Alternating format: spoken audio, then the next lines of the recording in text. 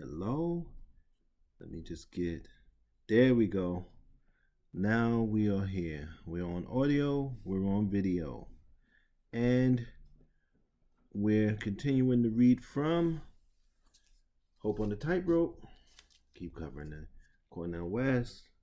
I found this book among my stuff. My ex-wife had bought me this when we were still together because I was an easy person to buy gifts for any book. I mostly read nonfiction, but any book would do. We're going to talk today about what he says about freedom. Oh, you might notice I'm at a different angle. My back is really having problems. I'm not sure what's wrong with it, but I had surgery on my back before. This is my lower back. I had surgery on my neck and spine. But the thing is, if I have to have surgery on it again, I'm by myself, so I really can't. So there's almost no point in really going to the doctor. But I think it's a pull muscle, because when I'm well rested, it's fine. But it's been bothering me, and I haven't had a time to really let it heal. I haven't had a time to really take 2 days off straight and lay because by myself. So I do the best I can. So I'm sitting down here more comfortable. So I have the computer down. So that's why the angle looks a little different.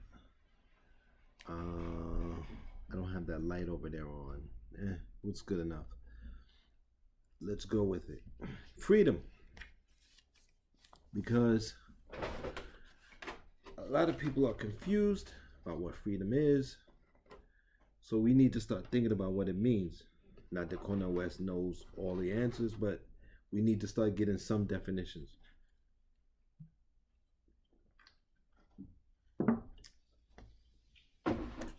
Water. Oh, man. Freedom. There is a moral substance in the fact that the human will can make the future different and possibly better. To deny death is to deny history, reality, and mortality. We're most human when we bury our dead. When we stand before the corpses of our loved ones, forced to bring together 3 dimensions of past, present, and future. In talking about cultural freedom, we have to talk seriously about the various forms of death in our midst, past, present, and future. This allows us to do what?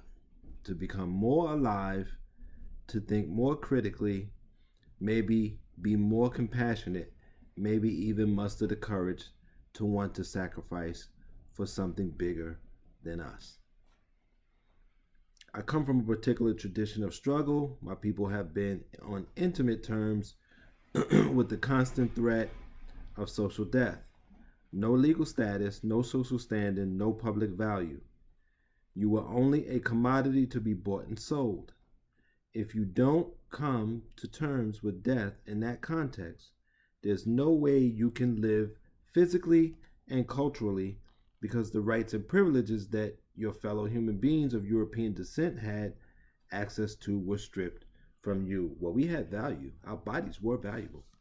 And our bodies are still valuable, but not as valuable as before. Our bodies were as valuable as oil. We maybe be second, because the black body holds up the prison industrial complex, law enforcement.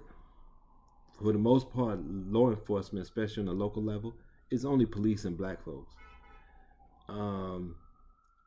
The pre-prisons, which is the public school systems, it's a lot of money in black bodies in that.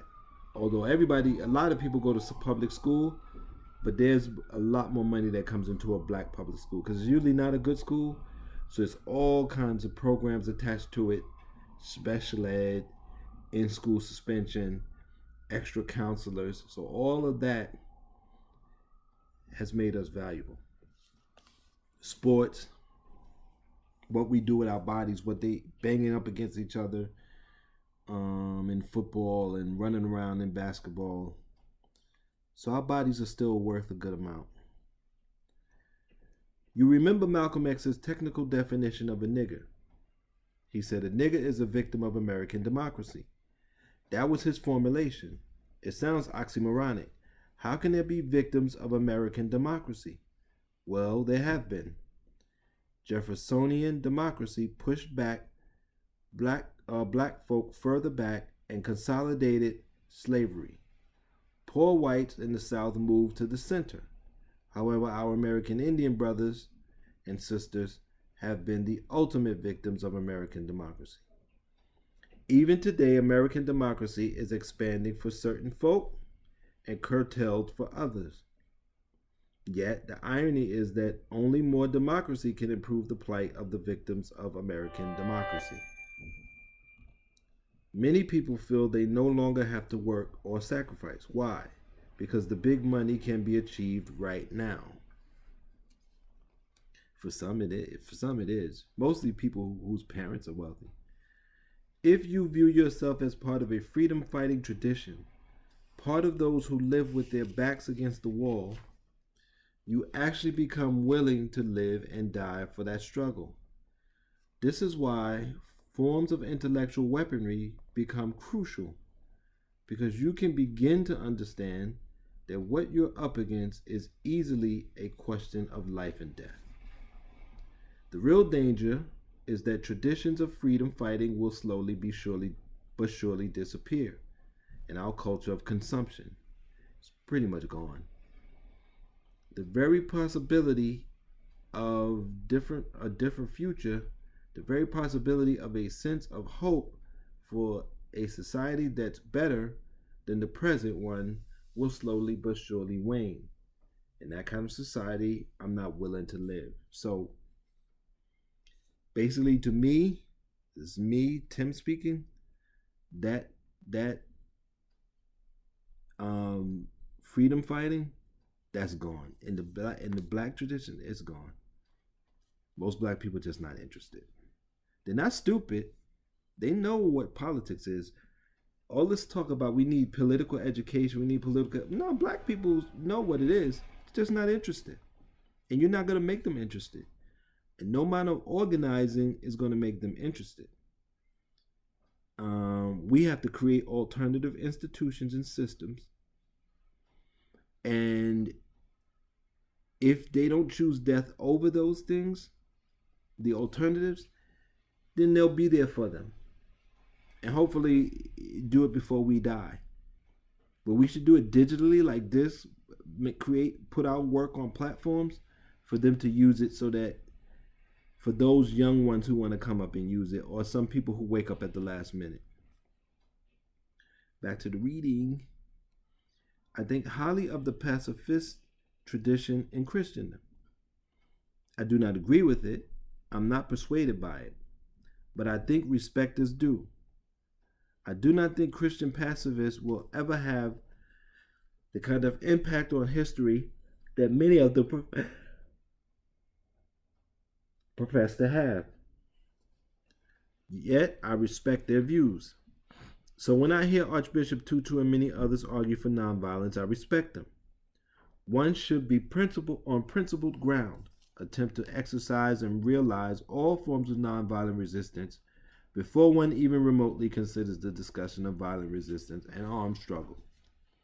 One must examine the history of a country carefully and see what the possibilities there have been for nonviolent resistance and what impact nonviolent resistance has had. If we, in fact, discover that nonviolent resistance in its most noble form has been crushed mercilessly by the rulers, then it raises the possibility of forced engagement in armed struggle. Indeed, this is no way alien to the Christian tradition. On the other hand, one should never view armed struggle as a plaything. One should not romanticize or idealize it at all.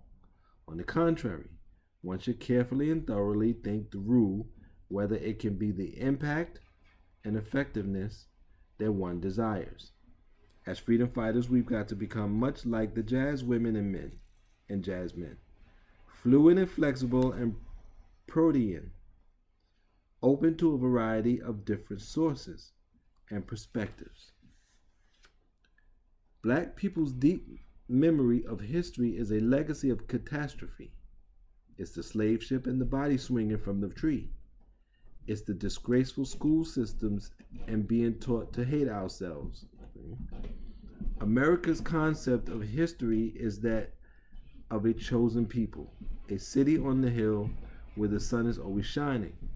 Therefore, black people's conception of memory is that of trauma, whereas the mainstream conception of memory is this progress of every generation toward a more perfect union. If your conception of history is one of catastrophe and your conception of memory is one of trauma, the only counter movement against catastrophe and trauma is never forgetting the catastrophe and yet still attempting to triumph. You have to highlight what psychologists, spiritual, cultural, political, and economic resources people had if you're going to deal with the catastrophic. You go to the spiritual, for example, during slavery. That's how in part black people were able to get over. How did they love each other? By believing that God could love them through song. Sometimes the people singing didn't even believe in God, but they knew it was empowering anyway. This is America. We crushed Jim Crow Sr. and legalized segregation, American terrorism and lynching, but we know we still live with Jim Crow Jr. today in terms of de facto segregation, where people live, who they associate with, who they socialize with, which press they read. There is still a sense that black people live in a variety of different world, a very different world, than the white mainstream, which is to say, we live in both worlds. We read the New York Times and the Washington Post. Very few white brothers and sisters read the Amsterdam News. They don't read Ebony. They don't read Jet. So I'll leave it there. We'll pick up there on Sunday and keep talking about freedom. Freedom is very important. And hope on the tightrope, but maybe I'll do some other. I don't know if it's out, but my dictionary of theories, and we'll talk about freedom. And maybe my dictionary of psychology, we'll talk about freedom. We'll talk about different kinds of freedom. Maybe that's what we'll do next week. Do freedom, or at least on Monday, we'll do a show. We just do freedom. Maybe I'll do that tomorrow. Go through all my dictionaries and give an example of freedom. So you can support the podcast and the YouTube channel by hitting the links. You can support them by giving directly, or you can support them by becoming a sponsor. Until next time, take care of yourselves and be safe.